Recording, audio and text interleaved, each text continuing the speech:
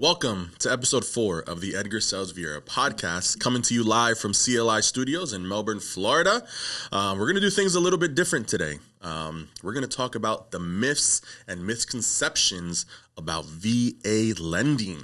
Today, I am with my good friend, Petty Officer Charlie Gutierrez. Dude, what is up? What's good, man? Hanging in there. Thanks for having me, brother. Look at this. We're gonna have a green screen behind us today. I know. We're doing things a little bit differently. Oh, wait, but it's this gonna isn't be fun. real? No. I can't, touch that. No. Oh, never mind. Yeah. So, how are you guys doing today? It's a beautiful day in Melbourne, here in Florida. We're super excited to bring you guys a wealth of information, talking about what we said, right? The myths and misconceptions. I feel like I can't say misconceptions. Say that 10 times fast. The myths and the misconceptions on VA lending. So this is an idea we had going back a couple of months now. We wanted to kind of make it fun and obviously just give you some good information, right? A lot of misconceptions out there, a lot of old information that hasn't been updated. So hopefully we clear the air up today. How's everything else though? How's aside before we get started? How's the fam? Family's doing good, man. The boys. Doing good. You don't have your kids are older, so yeah, they're not. Yeah, they're I not had like 20. babies. I had my oldest turn 20 yesterday. Happy birthday! Happy birthday to Charlie. Yeah, 20 years old. That's very cool. Only got one teenager left. Okay, so there you go. Shout out to Norma. Yeah, Norma's killing it, man. I love it. She's doing so good. Absolutely. And it's awesome to work together. We have a good time doing it. All right. So this is going to be similar to the weekend update. If you've watched SNL, we're going to be very serious. So I'm going to do this. I'm going to take a little sip of my coffee. Okay. Let's get right into it. We have a lot to cover today. Now we're going to be very serious now. Myths and misconceptions about VA lending, right?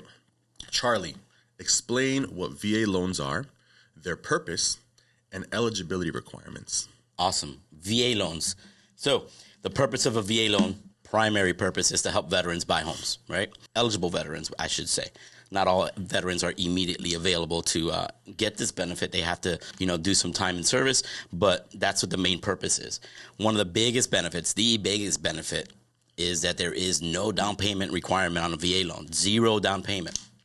So you can finance whatever you can afford with no money down. Interest rates are very competitive on VA loans.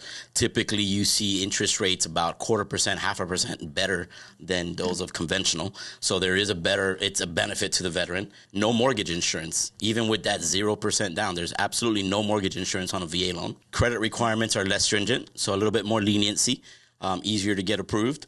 Limited closing costs as well, because there's fees that veterans are not allowed to pay for during the closing process and closing costs. I like that. That's very cool. The no PMI thing is actually pretty big. Not having to pay PMI, and the fact that you're talking about a lower credit score, right, in order to qualify. So that's big. All right. Yeah, save you a couple $100 sometimes a month. Yep. Myth number 2. VA loans are only for first-time home buyers. Charlie? Big misconception. Okay. Right? As a veteran myself, I'm no longer a petty officer because I retired, but it's okay.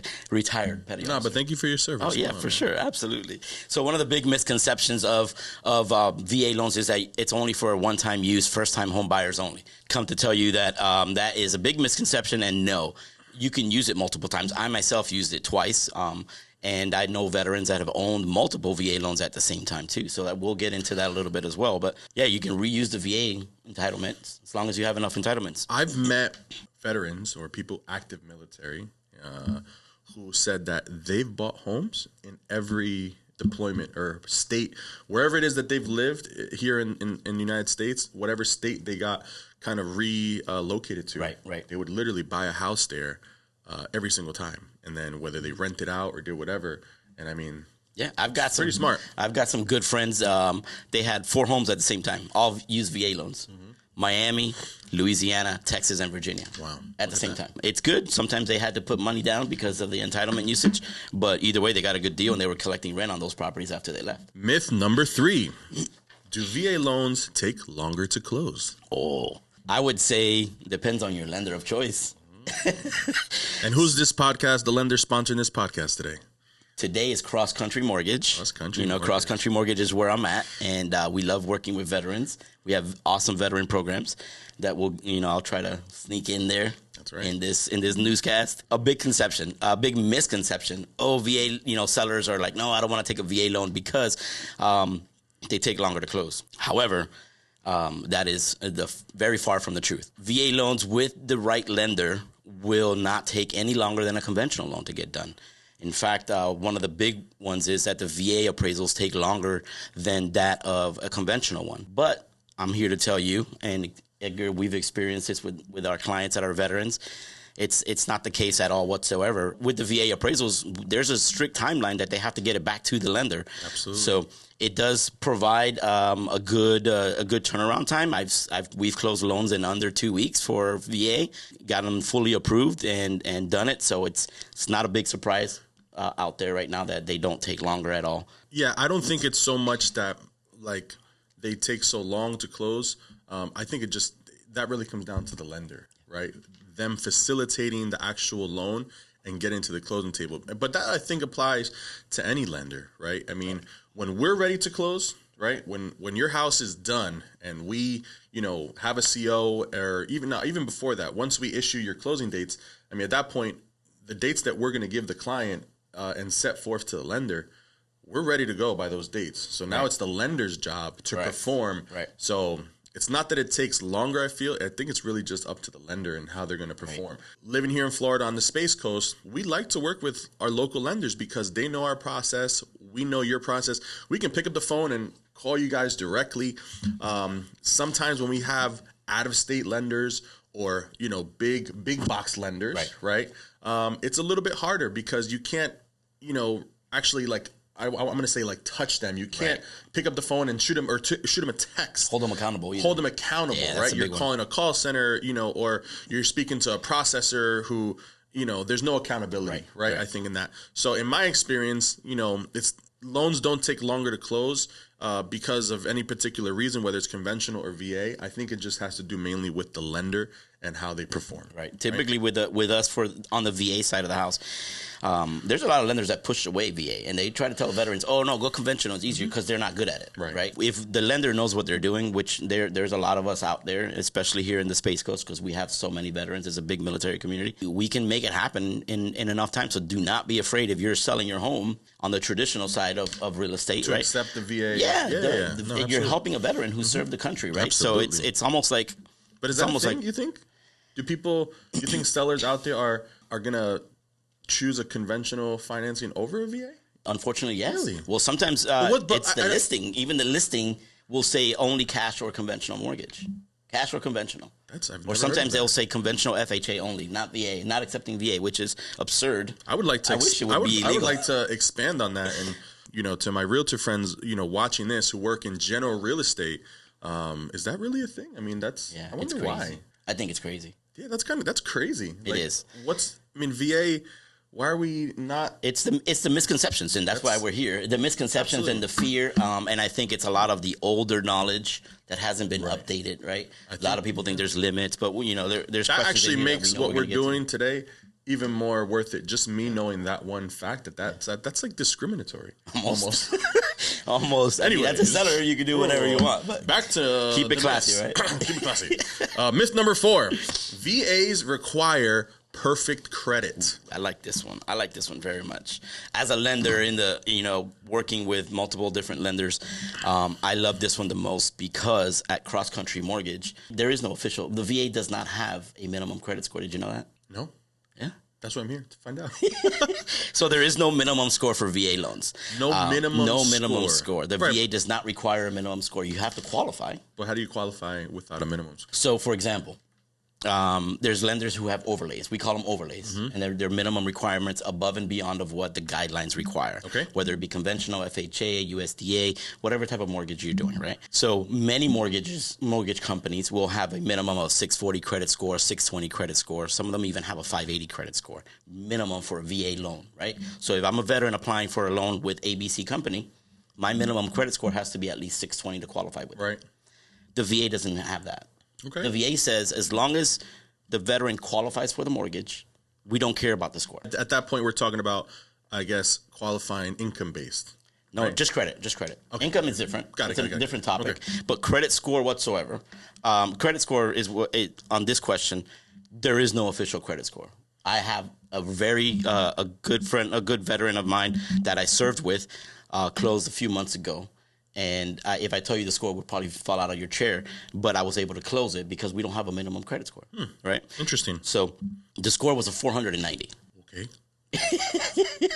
So Sheesh. Most people can't buy a car with a credit score that low, right? I get it. And they know that, I've talked to them about, hey, this is going to be this is a huge accomplishment for them. I've told them he's serving on a Coast Guard cutter, so he was away. The wife spoke to me just the other day, asking me a question about something she got in the mail, and that's what I love about doing what we do. That we kind of stay involved with the clients. Even absolutely. Years after. We're that resource for them. Absolutely. But anyways, she called me. Her husband's away with a question, and we talked about how big of an accomplishment that loan was, especially for my career and for them. I was like, this is huge. A 490 credit score is unheard of to get approved for a mortgage. And you can't do that with any other mortgage. That's, I guess, something that people don't hear about much, right? So the fact that that's being done and helping our veterans, man. I mean, time. That's big time. Big time. It was their first time buying a home too, so they were super excited. And it was a little bit of an anomaly because with a 490 credit score, usually there's items on there that will disqualify you. But it's kind of an example of the minimum credit score requirement that there is none with the VA. Also, the no mortgage insurance helps too. It helps with qualifying members, veterans, and with this question. Give a quick understanding on what private mortgage insurance or mortgage insurance actually is, really fast. Real quick. So mortgage insurance kind of is covering the lender on default on that mortgage. So you pay a fee every month, just like you pay for insurance on your vehicle, in case something happens. So the mortgage insurance is in case you default on that property, that mortgage insurance is gonna cover the lender. So it's a monthly fee that you pay to kind of a CYA, right? For the lender itself. So. And VA does not require it at all. Correct. Perfect. On a typical mortgage, conventional or anything else, you have to put 20% down. Yeah. If you don't put 20% down on a conventional mortgage, you will or FHA too. You will be charged PMI, private mortge insurance. Right. Very good. I have my newscast voice today. I'm gonna put you on the radio next. Yeah. I call this party boy voice. Oh. Because last night. When you were we're partying last night, and my head hurts right now. So we're going through it, but carry on. We're gonna keep going. Here we go. Push it through. Myth number 5: VA loans are fully funded by the government. Ooh, that's a good one. Are they? I don't know. No, they're not. So VA mortgages are funded by private lenders. Cross Country Mortgage, ABC Credit Union, XYZ Bank, for example, right? Those loans are not funded by the government. We take you to the veteran to the table. They sign. We lend the money. The government is not lending them the money. So a lot of that misconception comes from a lot of lenders blaming the VA on why they can't approve the loan, right? Instead of just eating it and saying, hey, we messed up or we don't offer this because of your credit score, because of your debt to income ratio or whatever it might be.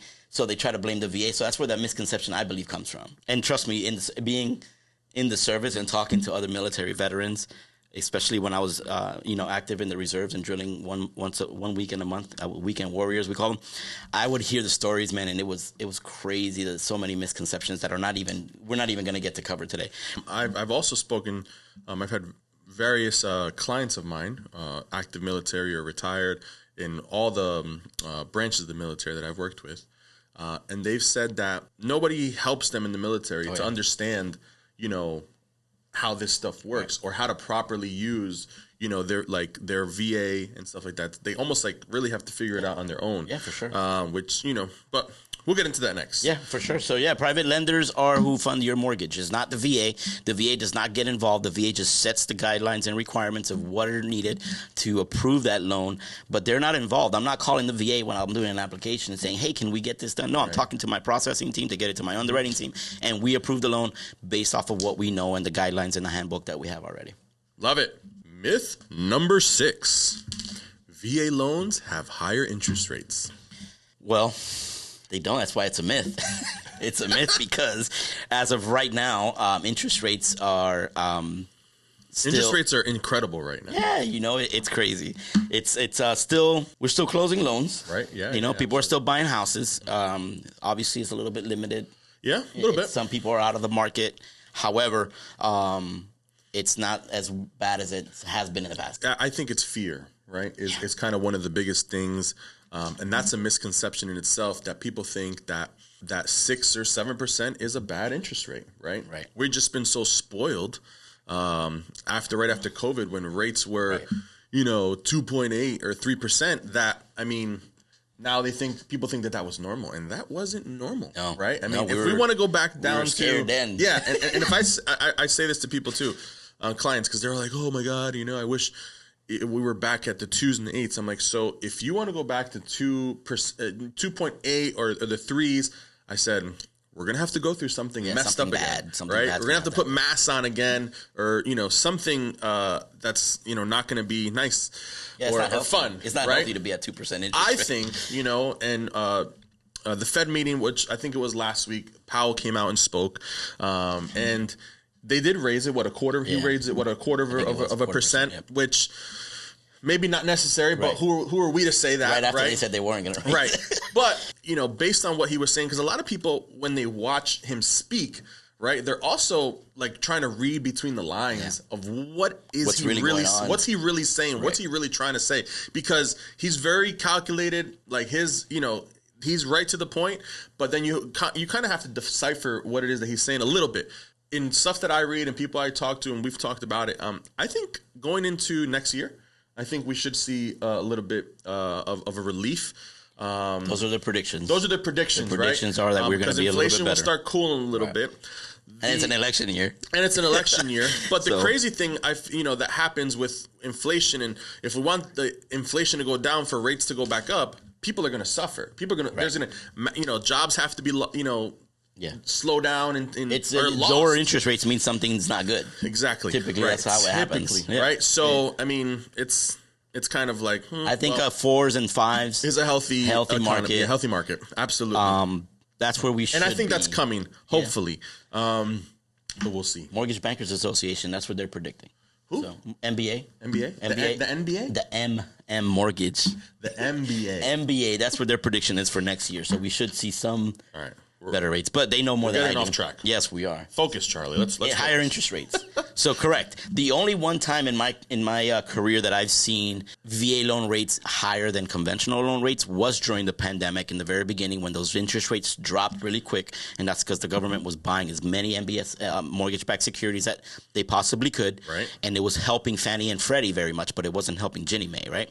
So that's the one and only time that I ever saw rates lower on a conventional loan, right, than on an FHA or a VA loan. Yeah, but other than that, right now sometimes it's 0.5% better than a conventional. So it's a huge benefit for my fellow veterans, and that's another reason why I love doing VA loans. I should have joined the Navy when I was younger. I won't comment on that, but it's okay.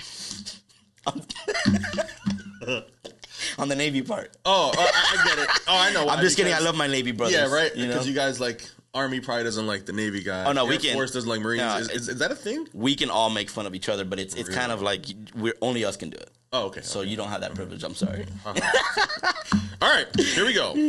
Myth number 7: VA loans are only for veterans. Cool. So this is a good one.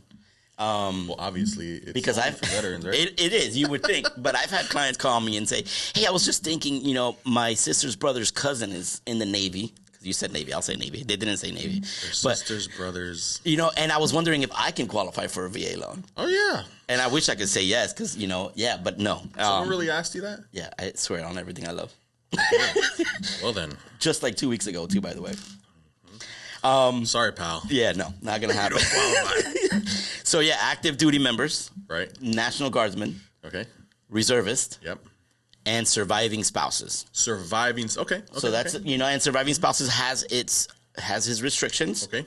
Just because your husband or wife was in the service and then passed away doesn't automatically mean that you get to get a VA loan. There's age restrictions, and there's marital restrictions, and there's restrictions on why that spouse deceased, whether or not they're going to be eligible. But it's super easy to find out. Okay. It's just to put it in the VA portal, which the lender does for you, and usually within seconds we can find out. when did VA start? Like, when did this program for veterans That's start? a good question that I don't know the answer Yeah, to. right? I'd like to know, like, was it, I mean, in the 50s, the 40s, before that? I would love to you find know, out, like, yeah. that's something. Let me fake write that down. Yeah. Are we good on that? I think we're good on that. That one's a pretty simple one, you know. Pretty it's just simple. Yeah, I mean, that's it's a veteran, self-explanatory. VA, veteran affairs type of loan. So Newsflash. you have to be a military veteran. Military veteran. Right. All right. Good. Not a veteran of anything else. Yeah. Military veteran. On 3, thank you for your service. Oh, you're welcome. Thank you for your service. Oh, we thank you, man. I appreciate it, man. No, it was fun. I couldn't do this. You can't? No, this is Is that why you have that now? Yeah, for sure. I had to let it grow, and I mean, I trimmed it down a little bit, but Look at that. keep it classy. That's it. I'm sorry. All right. Back to the task at hand. Myth number 8. VA loans have strict property requirements. This is a good one. They're all good because I know, right? They're all good. They're all good. This is great info. I love it. So, misconception on this one goes to really the type of properties that you can or cannot buy as with using the VA loan, and on the seller's part, they think, oh, my appraiser is going to be absolutely bananas and crazies, and they're going to cut holes in the walls to check to make sure that stuff. That's a story that I've heard. Is that maybe why is that potentially why they're a little bit more cautious? Like, let's say on a resale, if the financing is going VA because of appraisals. That's one of them. That's okay. one of them. And they another misconception. I mean, I can kind of understand that, but I mean, same for think it's still messed up. FHA and like down payment assistance programs. They think that the person that's buying is doing that because they can't afford it. Right. On the contrary, comparing veteran deals to, for example, FHA, first-time home buyers, or other programs, there's data out there that shows that military actually has a higher net worth. Military members have a higher net worth by a whole lot, right? In comparison to other buyers. So let's explain the guidelines though for eligible properties. Right. Single-family homes. Okay. Duplexes, fourplexes. You can do manufactured homes. There's a lot. There's a lot that you could do. Houseboat? No. Co-ops from your end of the world, up there, up north. There's a lot of those in the northeast. You don't do co-ops? We don't do co-ops. Okay. So pretty much most everything. homes that you're single gonna family, see that we see, townhomes attached, sure. duplexes, multiplexes. You got to live in one of them. You can't just buy it because you can't do an investment property. So that's one of the ones that you can't do. Is there a requirement for how long? Like let's say a veteran buys the home. They have to live in it for a certain amount of time before let's say they rent it or anything like that, or no? There's nothing written. The intention has to be that they moved in, right? They have to move in within 60 days. As a veteran or a dependent of the veteran has to move into the property within 60 days. That is a requirement from the VA. And the intention is that they moved in, they bought the house as a primary residence. But if you get orders to go somewhere else in 2 months, it's there's not going to be a penalty for that. Okay. Yeah, there is no minimum per se. Just have to move in technically to the property. Their intentions to move in as a primary. Right. So that's one of the restrictions that there is that can answer on this question on strict property requirements is no second homes, no vacation homes or investment properties. It has to be purchased as a primary residence. Now after that, like they got. Johnny Smith got orders bought a home a year later, has orders to move to another location. Makes sense. Can keep it and make that property an investment. I can still refinance it as a VA loan too. Okay. Oh, wow. I can do the VA IRL on an investment property. A VA what? A VA IRL, so during, better times on interest rates, right. The VA has a streamlined refinance. We call it IRLs, rate reduction refinance loan. Okay. Right? So that is a streamlined refinance, which is a phenomenal benefit for veterans, where you don't have to do an appraisal. We don't have to verify income.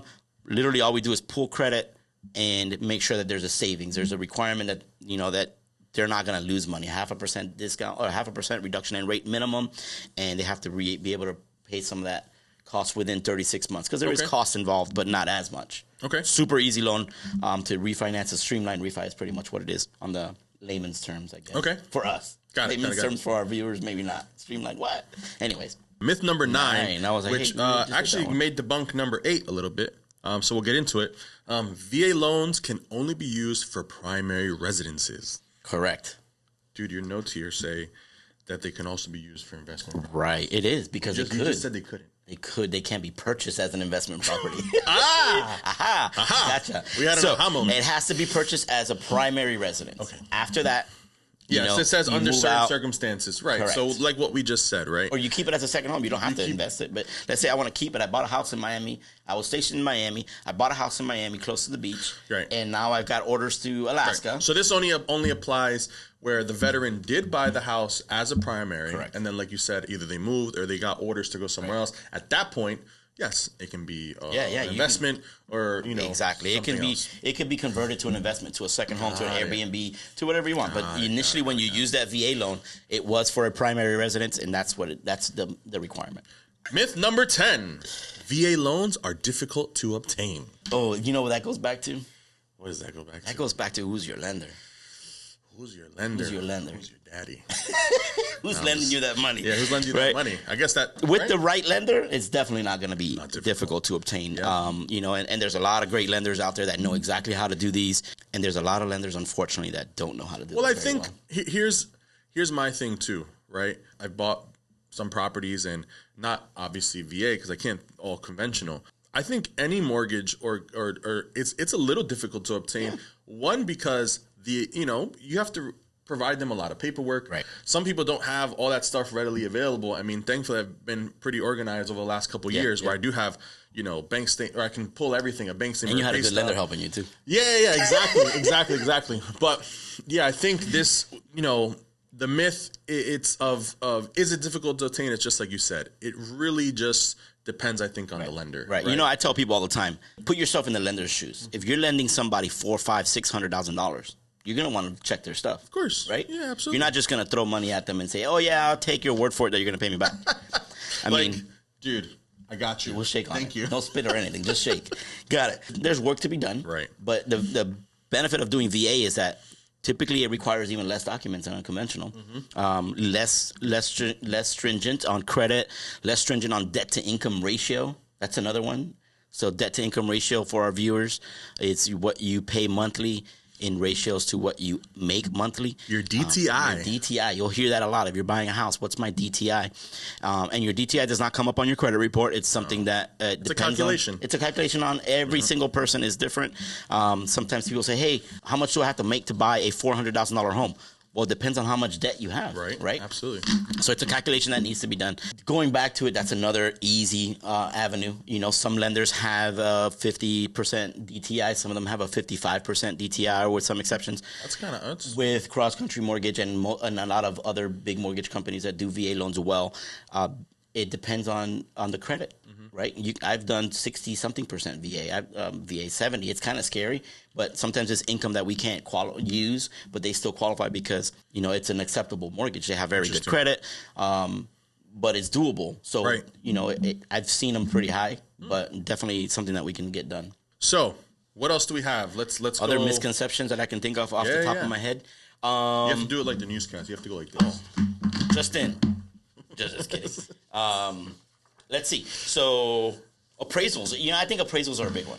Yeah, let's talk about VA appraisals. I think that a lot of sellers get the wrong information, maybe from their realtor or from their friend who sold the house or their cousin that sold the house, and it was a VA loan, and then maybe it was a little bit of a disaster. And there's a lot of fear like that happens, I feel. And it's passed along by others. Yeah, that's something that kind of bothers me, where people be like, oh, well, this happened to my cousin. I'm just like, so? Like, you're not your cousin. You're not like, so because it happened to your cousin, it's automatically going to happen to you? No, come on. No, and the fun part of our business is no two files are the same. No matter how cookie cutter they can be, no matter how great the file can be, we know that there's some easier loans than others, easier buyers to work with. No matter how, it's always different. Each person is different. Even house next to house is different. Insurance and taxes might be different. How speaking on insurance, does that hold any weight with VA? Is it different with getting a homeowner's policy, or it's the same? Absolutely the same. Okay, absolutely the same. And that insurance is in this market right now is a big topic too. Also, so we're just talking about appraisals. There's obviously a VA appraisal and then a normal appraisal with you guys. Good myth that we're about to debunk. Okay. So appraiser John Smith can do both. Both. He has to be approved by the VA to. But there are two appraisals that are done. No, it's the same one. Okay. Right, and what I mean appraiser. I'm sorry, it's the same appraiser that's appraising a house for a veteran than a house for a non-veteran, for a conventional or an FHA. Right. The appraiser is the same. The value is going to be the same. It doesn't change. The appraiser is not going to say, "Oh, well, this is a VA loan, so right off the bat, let's knock off 20% off the value." No, that's not how it works. The value is the value is the value. Right. No matter what, they use the same comps, the same science that they create. That we know about. So what's the difference, Charlie? So biggest difference is the home has to be safe, sound, and sanitary. So a good question to your cousin could be, well, was your house not sanitary? Was your house not safe? Was it not structurally sound? Those are the biggest three things that the VA appraisers are looking for, right? So if those three things are good, then we're going to close. I mean, those are the main three things, right? So there's what we call MPRs. Minimum property requirement. That's a good acronym. And like, for example, part of it being safe, sound, and sanitary. Lead-based paint. That's a Say it again. Lead-based paint. Again. Lead-based paint. Lead-based paint is one of them, right? So if the house has lead-based paint, come on, you're selling me a house that has lead-based paint, boy, that's literally poison, right? We don't see that anymore. Well, the houses that were built in the 1960s or whatever, I don't deal with used any poison of those. back then. I don't deal with any of those problems in my line of work. We build brand new homes. Brand new homes. Beautiful brand new homes. Beautiful brand new homes. Yes. That's a good one. Okay. Another good misconception that I hear from a lot of veterans is the seller can only give me 4% seller credits. Okay. False. There is a 4% requirement max, but on seller credits towards your closing cost, if I'm selling the house to a veteran and I want to cover all of their closing costs, I literally can. It doesn't matter if it goes over 4% or not. I can cover the entire amount. The 4% applies to paying off debt. Let's say, he's got to pay off a motorcycle that he bought, or she. The seller's going to pay that? The seller can pay for it, right? And that's part of that 4%. Okay. Or pay off credit card debt to help them qualify. Interesting. So they can pay up to 4% that, and they can pay all of the closing costs if they want to. I want someone to pay me 4% to pay off my stuff too. That'll be a good one. That's pretty good information. I think we kind of accomplished a little bit of, or most of what it is that we wanted to do. Did you know that VA loans convert better than conventional loans by 4%? Convert? What do you mean convert? Like applications, originations. Oh, like a better conversion rate. Yeah. Okay. That's a big one for sellers to understand too. Let's get that other chart that you had. You had a chart there with some numbers. Yeah, that one has that one here. Let me see that. This one's about minority VA buyers. It's a better, Let me see better the other chance. one. What do you have? And this one is VA loans have a lowest denial rate out of all types of mortgages. So let's see. Just Here we go. It says VA loans are denied at a higher rate. Is that true or false? It says false. VA loans have the lowest denial rate, which is pretty cool. Wow. So right here, look. 7.2% denial rate. Denial rate. The other ones. Conventional is 11.2. Yeah. They are the lowest. Okay, that's pretty cool. What is this? Minority borrowers in VA. Obviously, I guess we're considered minorities. Yeah. I mean, we're born here, but we're from Hispanic or Latinos. Hispanic descent. Shout out all my Latinos. So it says originations by minority buyers by loan type in 2022. Wow, 61% origination. Pretty cool. Going back to the benefits of a veteran buying a home. The better chances of getting it closed. So if I'm selling a home and I have a conventional buyer and a VA buyer and they're exactly the same money-wise, right? It's a better chance that the VA loan is going to close versus the conventional one. Interesting. Not knocking conventional loans. Conventional loans are great. I think you're knocking them a little bit. Well, I'm kind of on the defense. You're definitely knocking conventional loans right now. I think I'm on. And I don't like it. You don't like it? I'm just kidding. Charlie. So. Well, petty officer, first class, Charlie Gutierrez. First class, I did. Talk to him a little bit about your journey in that. I would love to hear. When did you start? How old were you? So I actually turned... Because we can't be talking about all this stuff and then, not discussing. Yeah, a little bit. And that's part of the reason why I take this to heart so well, because I'm a veteran and I'm a loan officer. So I get both perspectives. Sure. I bought my first house without being an official loan officer yet. I was in a little bit in the finance world when I got out of active duty. But yeah, I love this stuff, and I get to talk to so many fellow veterans, explain to them these same misconceptions all the time, and help them through the process and make it easy and let them know how easy it is. So how many years did you serve? So I started in 2001. Okay. I joined in July of 2001. You joined in What service? What branch? U.S. Coast Guard. U.S. Coast Guard. Yeah, Okay. Yes. My recruiter told me one thing, ended up being another, but that's okay. Okay, so 20. I'm not going to knock the recruiters today. 22 years? No, 20 years and 28 days. 20 years and 28 days. I counted it. Wow. I counted it. I just got that extra month just in case. Right. So I joined in July of 2001. I was born and raised in Miami. We wanted to leave. Me and Norma wanted to leave Miami, and that was our ticket out. We got married. I got married with her right after I got out of boot camp. I turned 21 in boot camp in New Jersey. Okay. First time jumping on a plane. I grew up poor. My parents are going to be mad for saying that. We grew up, we're a humble family. I get it. Never jumped on a plane. The first time I jumped on a plane was by myself to go to boot camp. I joined in New Jersey. My first unit was actually here in Cape Canaveral. Okay. I was on a Coast Guard cutter vigilant on a ship. I was there for just under a year, and then I went to Virginia. From Virginia, I got stationed in Puerto Rico, San Juan, Puerto Rico. That was normal a culture shock. Come with you on all those places or no? Yeah, well, to Virginia, she was there for just a little bit. Got it. And then, we got transferred to Puerto Rico. Okay. My firstborn, Charlie, was born in Puerto Rico. Okay. And then we got stationed here again. Stationed in Port Canaveral, where I spent most of my career. Wow. I did 5 years active there. Then I separated. I thought I wanted to wear a uniform for the rest of my life. So I actually took a civilian job in Maryland as a Department of Defense police officer, but didn't like the pay after taxes in Maryland. There was a lot of taxes, so it was like half of my income was gone. So we came back to Florida. I took a job with a local credit union.